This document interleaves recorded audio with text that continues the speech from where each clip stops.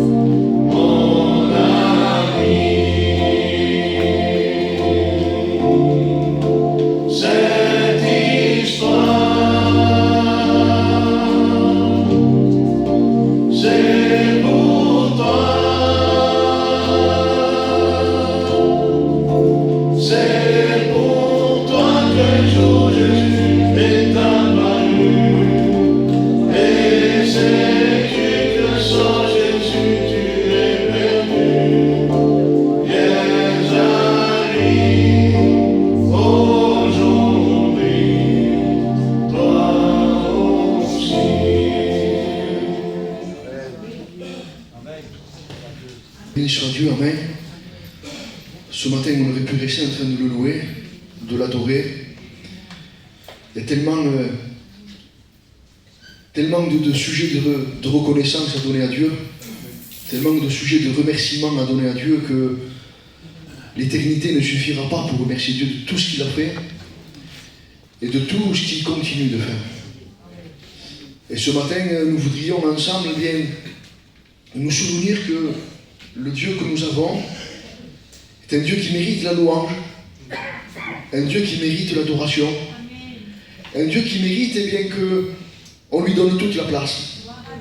Il n'est pas celui qui doit être dans un recoin de notre cœur, mais il est celui qui doit réellement avoir la possibilité d'avoir tout notre cœur. Et ce matin, j'étais en train de prier, hier soir aussi, et puis de chercher quel était le message et la volonté de Dieu pour l'Église. Parce que plus qu'un message, vous savez, on n'a pas besoin simplement d'écouter un message. On a besoin que chaque message soit une direction pour nos vies, que le message devienne quelque chose de pratique pour nous, qu'il ne soit pas simplement quelque chose qui reste au niveau de l'intellect, mais qui reste au niveau de la pratique. Et j'étais en train de voir, et je priais, je cherchais Dieu, et puis hier il a beaucoup plu, il a grillé, il dit Seigneur, et puis en regardant le temps, je ne sais pas, un verset m'est venu dans mon cœur, et j'aurais voulu, le temps m'a inspiré si vous voulez. Et j'aurais voulu vous parler ce matin de l'importance de la pluie, de la première et de l'arrière-saison dans notre cœur. Nous allons lire ensemble, si vous voulez, le livre de Zacharie au chapitre 10 et au verset 1, et nous allons comprendre que Zacharie nous exhorte à demander la pluie du printemps, la Bible dira. Et nous allons voir ensemble qu'il est très important parce que le contexte dans lequel Zacharie exhorte le peuple de Dieu à demander cette pluie, c'est dans les temps de la fin. Alors nous allons le lire ensemble, Zacharie chapitre 10 verset 1. Demandez à l'Éternel la pluie du printemps. L'Éternel produira des éclairs et il vous enverra une abondante pluie. Il donnera à chacun de l'herbe dans son champ. J'aimerais que vous reteniez le mot demander dans ce texte. Demandez. Pour que vous compreniez l'importance du prophète Zacharie et l'importance de son livre, parce que vous savez, parfois, nous, on donne de l'importance aux paroles de la Bible par rapport au nombre de chapitres qu'il y a. Même si Zacharie ne contient que 14 chapitres, c'est le livre le plus apocalyptique, le plus eschatologique et le plus messianique de l'Ancien Testament. C'est lui qui contient le plus de visions et le plus de précisions concernant les temps de la fin. Il est aussi, Zacharie, pour que vous compreniez que ce que dit Zacharie est important, parce qu'il est au même niveau, j'allais dire moi, au même niveau d'importance qu'Ézéchiel, qui fait partie des grands prophètes, et au même niveau d'importance que Jérémie, qui fait aussi partie des grands prophètes, parce qu'il est en même temps prêtre et il est prophète. Et pour que nous puissions ce matin prendre toute l'importance de l'exhortation qu'il nous donne, j'aimerais vous repasser le contexte, les paroles dans le contexte. Zacharie prophétise pour des temps à venir en tant que prophète. Il donne la marche à suivre concernant les temps de la fin et la venue du Messie. Et il dit demandez la pluie. Alors Seigneur, je me suis dit, mais Seigneur, qu'est-ce que la pluie? Qu'est-ce que la pluie? Parce que parfois, si toi tu me demandes de la pluie dans ma vie, Seigneur, je veux demander avec précision, qu'est-ce que la pluie? Qu'est-ce que tu symbolises par la pluie? Alors je regardais dans Ésaïe chapitre 55, versets 10 à 11, et nous allons le lire ensemble, parce que la Bible se comprend par la Bible, et la Bible répond par la Bible. Or la pluie et la neige qui descendent du ciel n'y retournent jamais sans avoir arrosé et fécondé la terre, sans avoir fait germer les graines qui s'y trouvent, sans fournir au semeur le grain qu'il doit semer, et sans donner du pain à tous ceux qui le mangent. Il en sera de même de la parole que j'ai prononcée. Elle ne reviendra jamais vers moi à vide, sans avoir accompli ce que je désire, et sans avoir atteint le but que je lui ai fixé. Zacharie nous demande de demander la pluie. Ésaïe nous dit que la pluie c'est la parole. Alors ce matin, nous allons voir au travers de plusieurs textes dans le Nouveau et dans l'Ancien Testament qu'est-ce que la pluie symbolise. Demander la pluie. Zacharie dit demander la pluie. Ésaïe nous dit la pluie c'est la parole. Joël nous dit au chapitre 2, et vous, enfants de Sion, soyez dans l'allégresse et réjouissez-vous en l'Éternel votre Dieu, car il vous donnera la pluie en son temps. Il vous enverra la pluie de la première et de l'arrière-saison comme autrefois. Joël, lui, précise un peu les choses.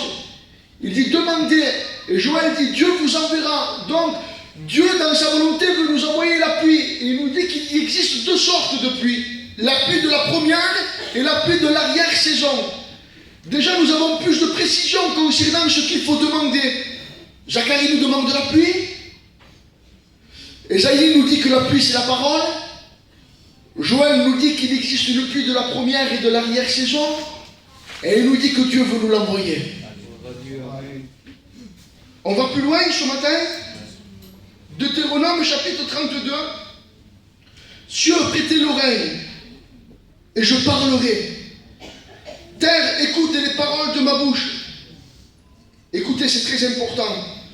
Que mes instructions se répandent comme la pluie. Que ma parole tombe comme la rosée. Comme des ondées sur la verdure. Comme des gouttes d'eau sur l'herbe. Deutéronome nous dit encore quelque chose de plus important.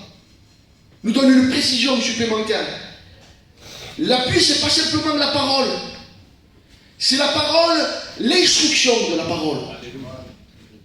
Et j'ai été encore plus loin, j'ai dit Seigneur, alors toi tu nous demandes dans les temps de la fin de demander la pluie.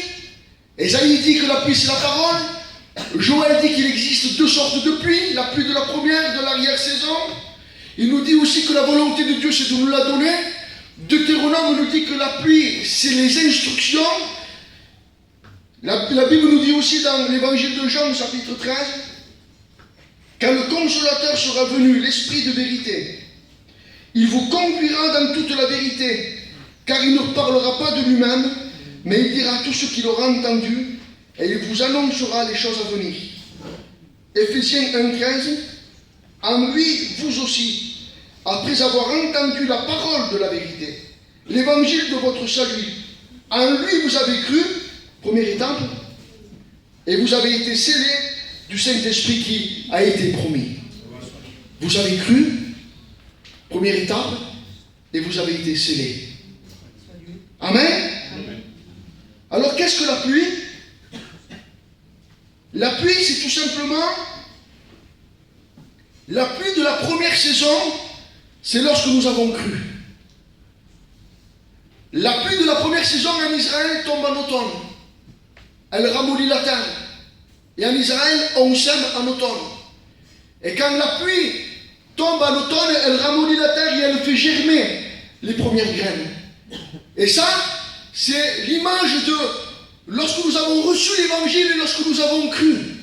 La pluie est tombée, la parole est tombée comme cette pluie qui a fait germer la parole de Dieu en nous. Nous sommes nés de nouveau. Nous avons... La pluie a créé un miracle en nous. Elle a rendu la parole vivante en nous. Vous remarquerez que la pluie est aussi le symbole du Saint-Esprit parce qu'on ne peut pas dissocier la parole de l'Esprit Saint.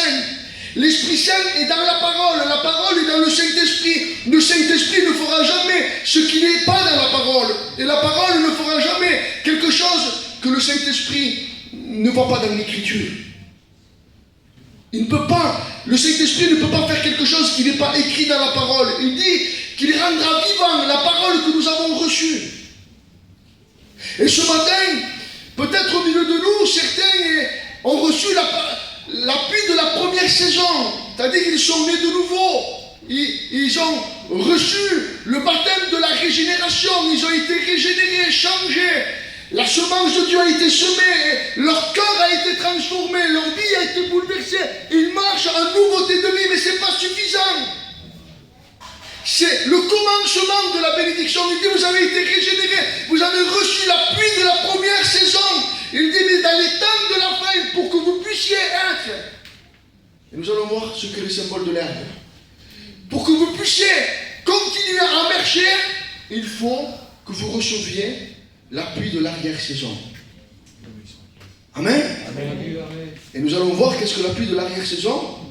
L'appui de la nouvelle saison, c'est, je vous le dis, c'est la nouvelle naissance, c'est lorsque nous sommes repentis, lorsque nous nous sommes convertis, lorsque le Saint-Esprit a produit au travers de la parole, eh bien, un changement, une métamorphose. Le mot est réellement conforme, c'est pas changement, c'est métamorphose.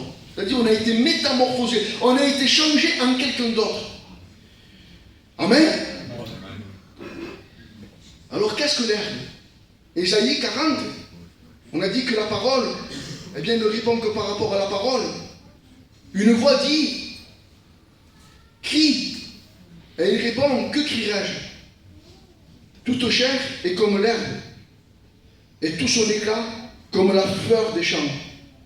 L'herbe sèche, la fleur tombe, quand le vent de l'Éternel souffle dessus. Certainement, le peuple est comme l'herbe. Alors si la parole, c'est la pluie, et que l'homme, c'est l'herbe, nous comprenons quelque chose que pour que l'herbe continue de croître, et pour que l'herbe reste toujours verte, et pour que l'herbe continue à porter du fruit, il faut toujours qu'elle soit alimentée par la parole. Il faut toujours qu'il y ait des pluies abondantes qui tombent sur elle. Et l'un des signes que Zacharie nous dit, qui sera marqué au temps de la fin, c'est un retour à la parole. Un retour à la vérité de la parole. La pluie de la première saison n'est pas différente de la pluie de l'arrière-saison. C'est la même pluie, mais qui produit des choses différentes. La première pluie de la vérité nous fait naître de nouveau. Mais la pluie de l'instruction, de la profondeur, c'est-à-dire que la deuxième pluie nous appelle à l'enseignement, à l'instruction, à la marche, à ce qui est plus profond dans la parole de Dieu, nous permet eh bien, de tenir dans les temps de la fin. Amen.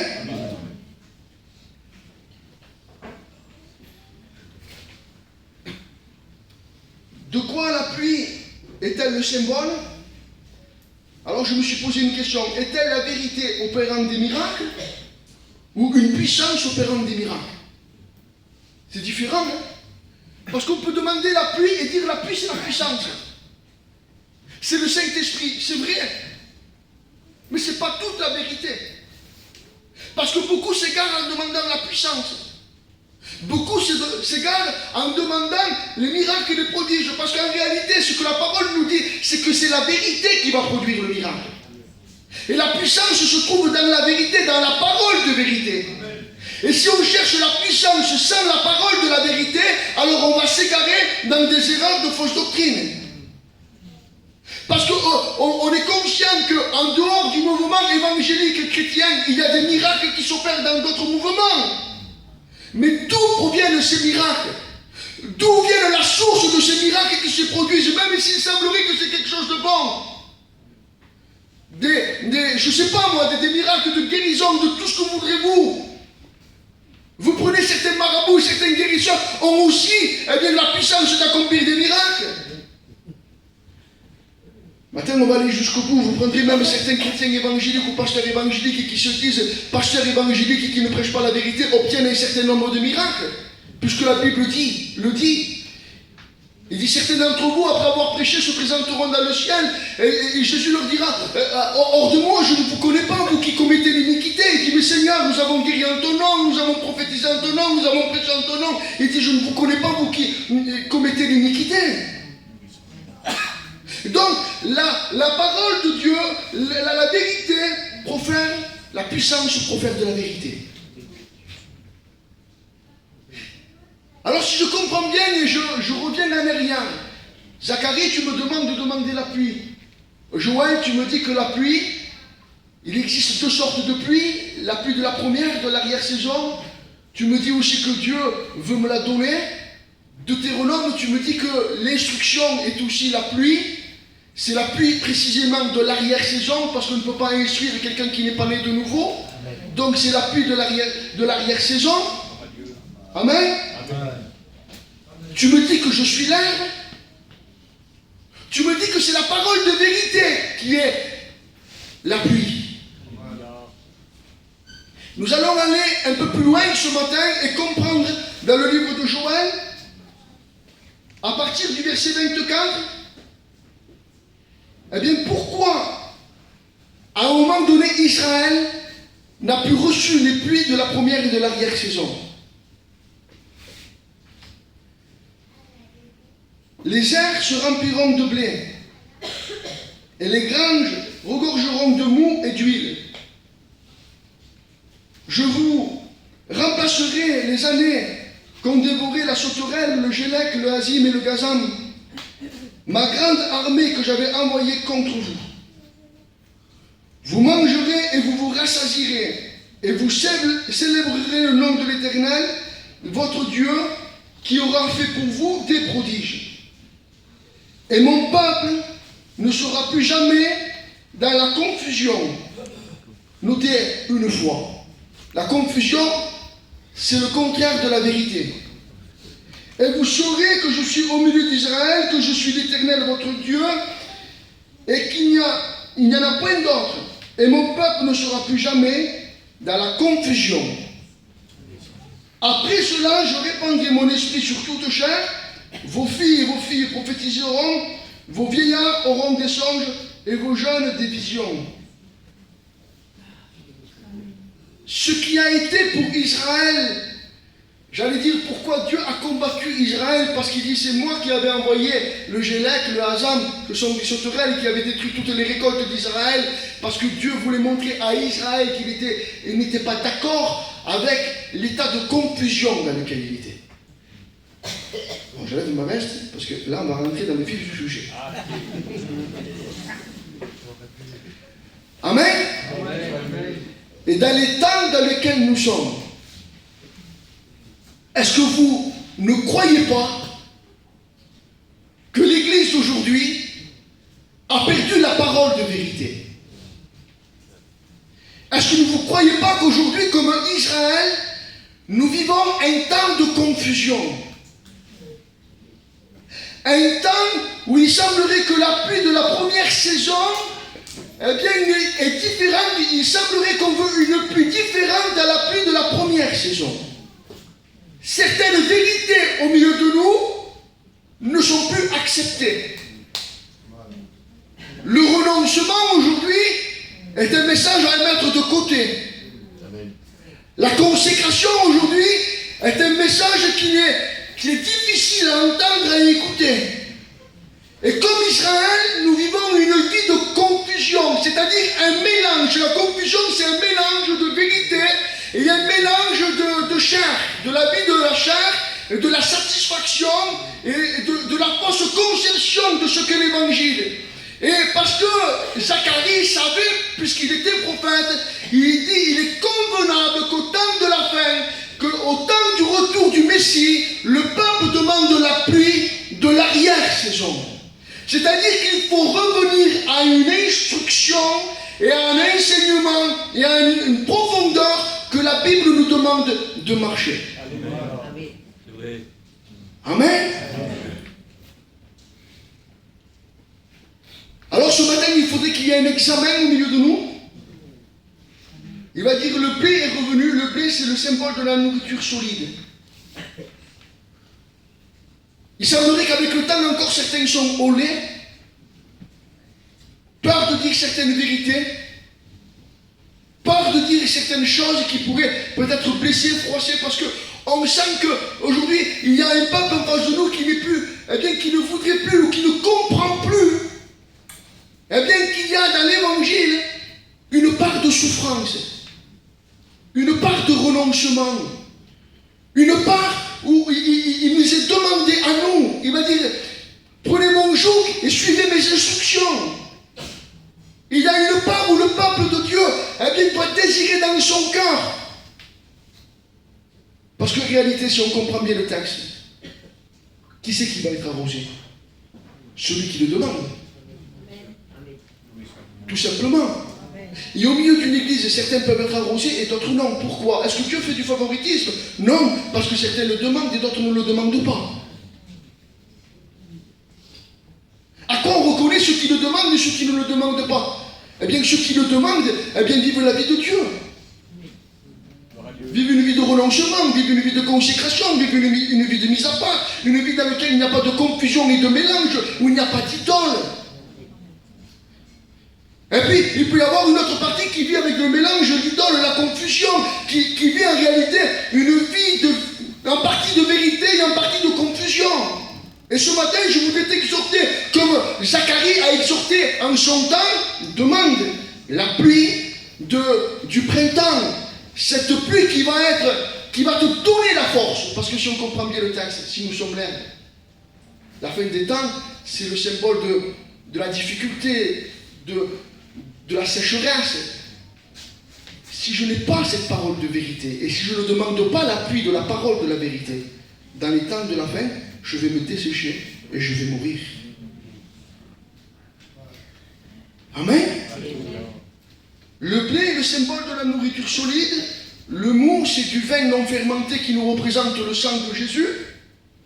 Et l'huile, c'est le Saint-Esprit. Alors toutes ces choses ont été enlevées à Israël à un moment donné. Plus de paroles solides, plus de grâce, plus de Saint-Esprit. Pourquoi ? Parce que le peuple vivait dans la confusion. Alors une autre question se pose. Est-ce que la pluie est déjà tombée? Est-ce que la pluie va tomber? Ou est-ce que la pluie est en train de tomber?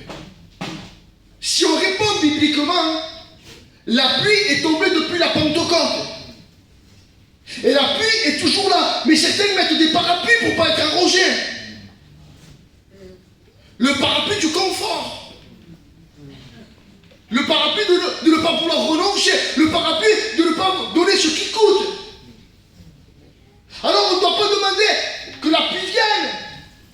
On ne doit pas demander, on doit simplement demander, Seigneur, arrose-moi parce que la pluie est déjà là. Elle est déjà là pour qui? Pour celui qui la demande. Pour celui qui la veut. Pour celui qui la désire. Pour celui qui a en fait le sujet de sa joie. Pour celui qui réellement attend le retour du Seigneur et qui vit une vie conforme à ce qui est écrit. Souvenez-vous le passage où les apôtres, il me semble que c'est dans l'évangile de Jean, au chapitre 20, où la Bible dit, il souffla sur eux. Et ils reçurent le Saint-Esprit. Ça, c'est l'image de la nouvelle naissance. Ils naissent de nouveau à ce moment-là. C'est pas suffisant. Il dit, attendez, la promesse, une puissance viendra sur vous, mais Seigneur, j'ai déjà reçu le Saint-Esprit. C'est l'appui de la première saison. Tu es né de nouveau, mais une puissance viendra sur toi. Une dynamo viendra sur toi. Pourquoi? Parce que les temps vont aller en difficulté et tu as besoin impérativement de cette puissance, de cette pluie, de cette parole de vérité qui va te rendre capable au temps de la fin de résister. Amen. Parce que si tu restes dans le stade de simplement la première pluie, celle qui te fait naître de nouveau, ce n'est qu'un commencement, ce n'est que le début. Mais Dieu veut autre chose pour toi. Il veut autre chose pour son Église. Il veut que quand il reviendra, son Église soit sans tache, sans défaut, qu'elle n'ait même pas de rides et qu'elle n'ait pas vieilli. Et pour que l'Église ne vieillisse pas, ou j'allais dire moi, c'est compliqué, hein, parce qu'on dit qu'elle naît de nouveau, ou alors c'est carrément une Église qui meurt dans l'œuf. On naît, on meurt. Parce que si on naît et qu'on ne continue pas le processus de la vie de Dieu, on vient de naître que déjà on meurt. Alors ce matin, il faudrait que chacun d'entre nous examinions notre vie pour voir où est-ce que nous en sommes. Où est-ce que nous en sommes au niveau de ce que nous voyons,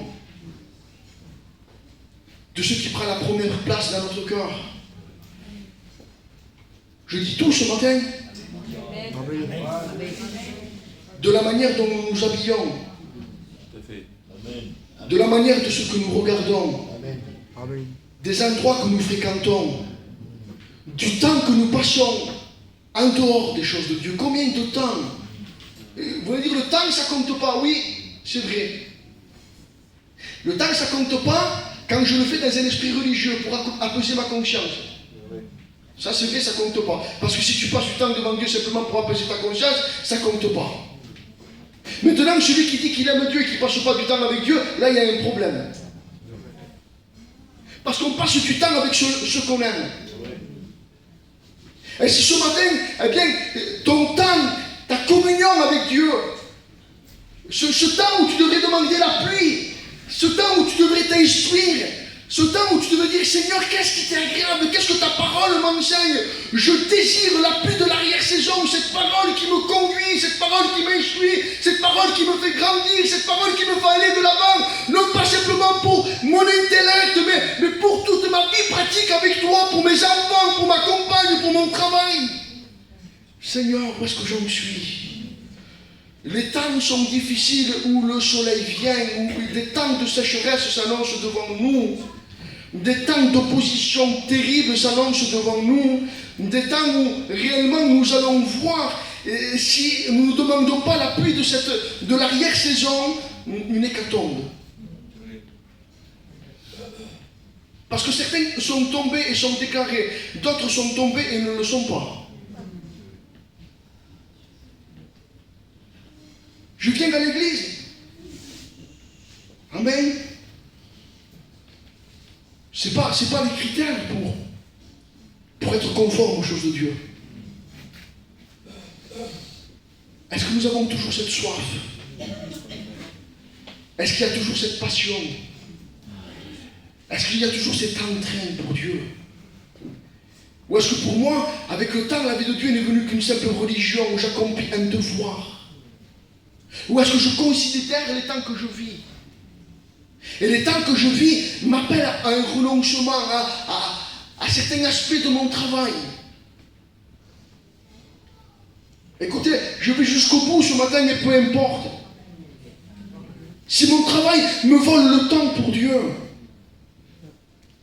si j'accumule travail sur travail, alors je ne dis pas qu'il faut travailler, qu'il ne faut pas travailler, mais je dis qu'il faut travailler raisonnablement.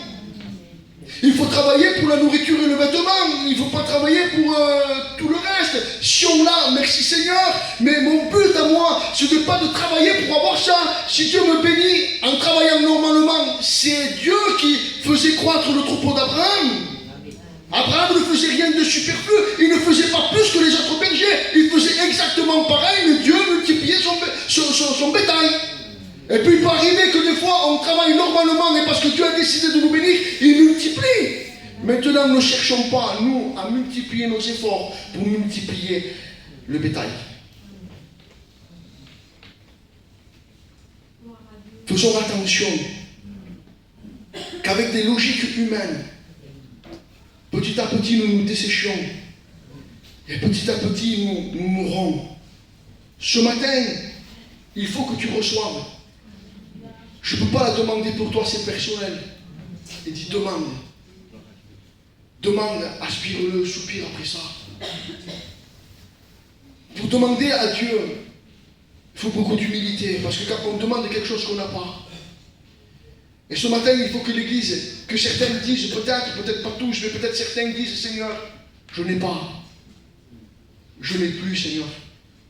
Je reçus la pluie de la première saison, je suis né de nouveau, mais je sens que, Seigneur, j'ai besoin de cette pluie de l'arrière-saison, parce qu'autrement je vais dessécher. Amen. Je vais mourir. Je vais petit à petit, Seigneur, rétrograder. Et il ne restera à moi que de l'apparence. Il ne restera à moi qu'un nom de chrétien, sans réellement en avoir la vie. Ce matin, Dieu ne te condamne pas. Et l'exhortation de Zacharie n'est pas une condamnation. Elle est une exhortation pleine d'amour. Zacharie, dans sa vision, je crois qu'il y a, je ne sais plus combien de visions il y a dans le livre de Zacharie. Beaucoup de visions. C'est le livre qui contient le plus de visions. Et il voit tout ce qui se passe. Et il dit, demandez. Demandez cette pluie. Recherchez l'instruction.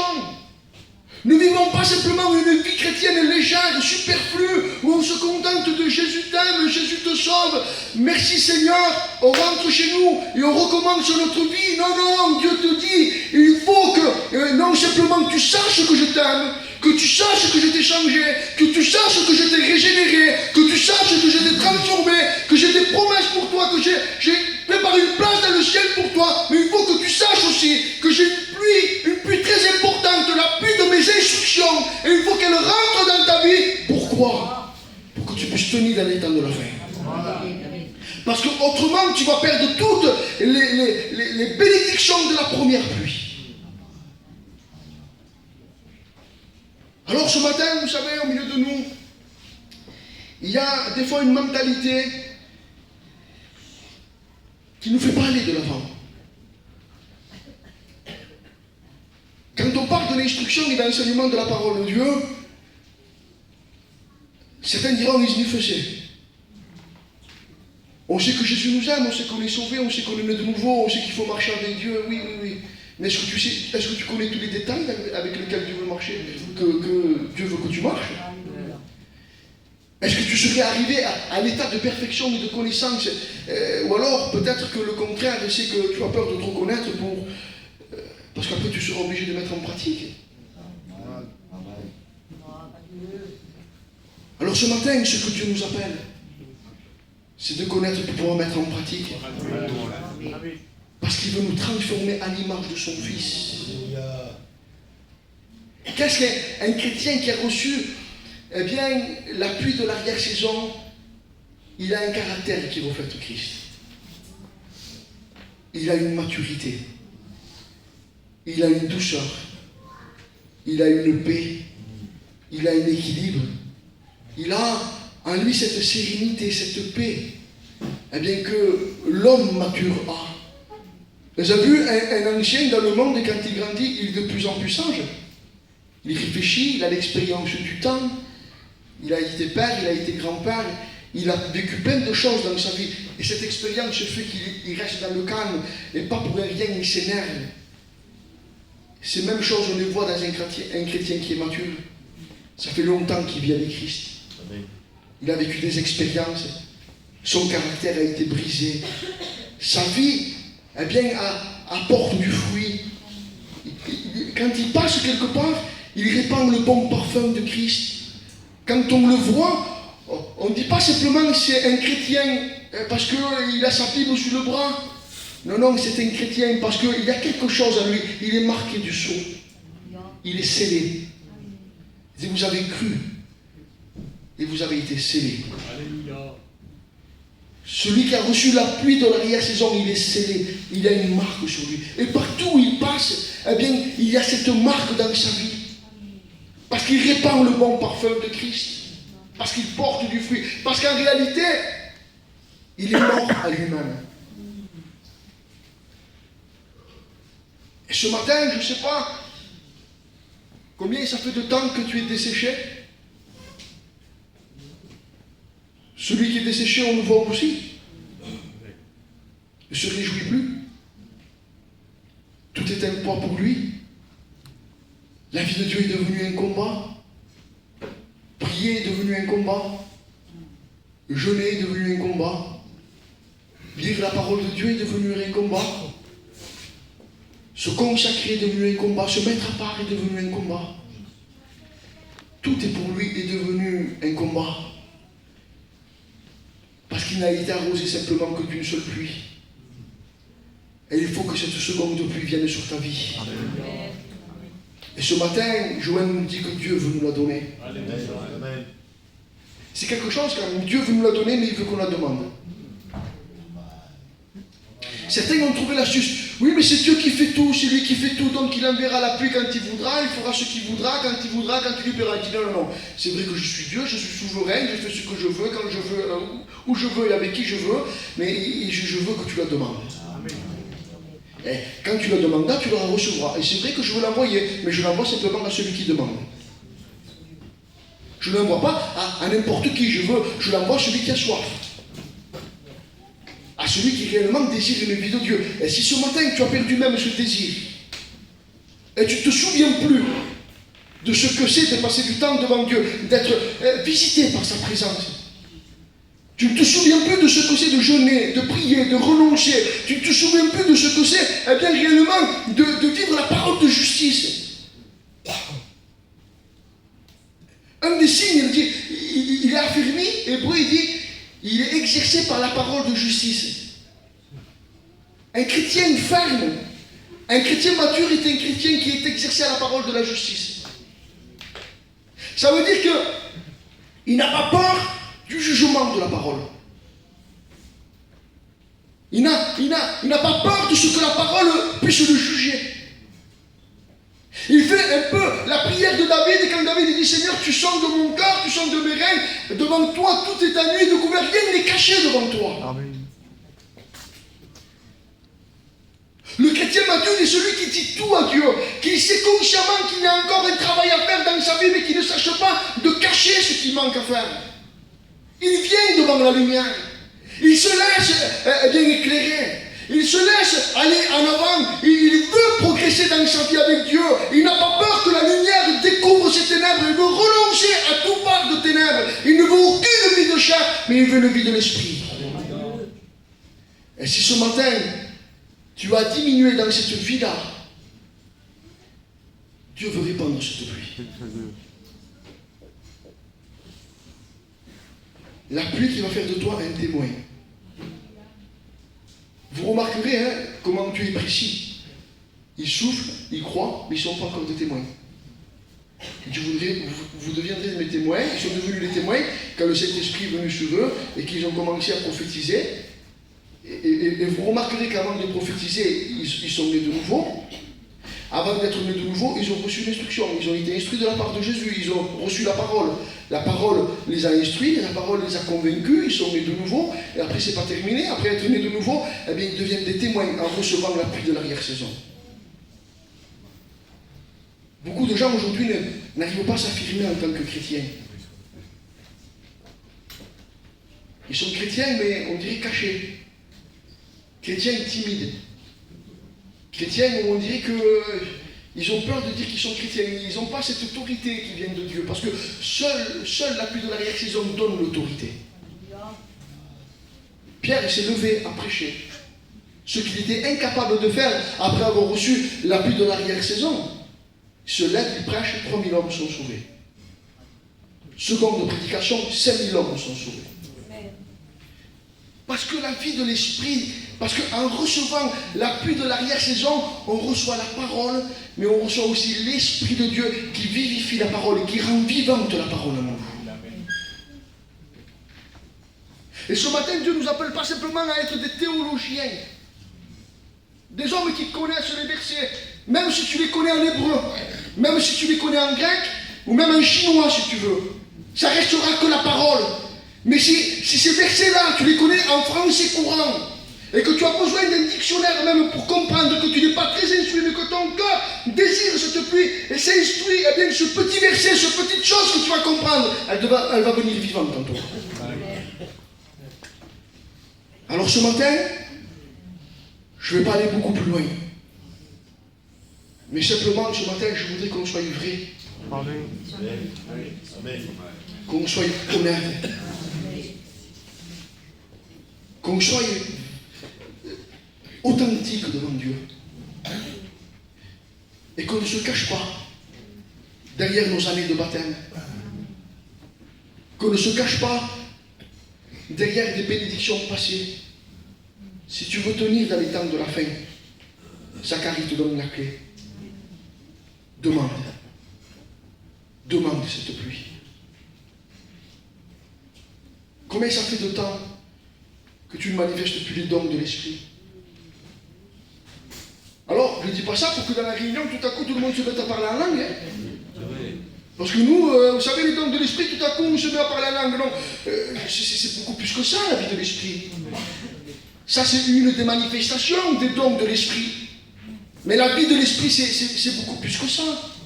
Parce que si c'est pour parler en langue là et parler mal chez toi, il ne vaut mieux pas parler.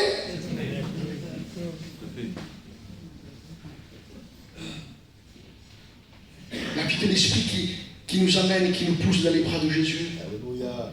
Comme un aimant irrésistible qui est là, où mon cœur est pour Dieu et je prie Et si dans mon moment personnel, je parle en langue, et je prie, et je cherche Dieu, et je loue Dieu, et tout devient pour moi un fardeau, quand je sors de la présence de Dieu, ça c'est une vie de l'esprit.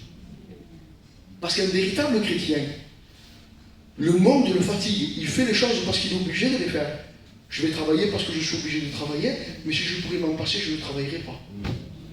Mais comme je suis réglé, comme je veux être sage, comme j'ai des enfants à nourrir, et comme j'ai ma femme qui a besoin on a besoin de faire vivre notre foyer, on va travailler. Mais si je pourrais sans travailler, me nourrir, me vêtir et être bien, je n'irai pas travailler. Le travail est devenu un poids. Tout est devenu un poids. Pour ceux qui réellement, eh bien, qui a gardé cette passion pour Dieu. Alors ce matin, si ta passion a diminué, si ton amour a diminué, nous allons prier ensemble. Et que chacun le fasse pour lui-même ce matin. Que chacun demande. Et qu'il se rappelle que Dieu est disposé à donner.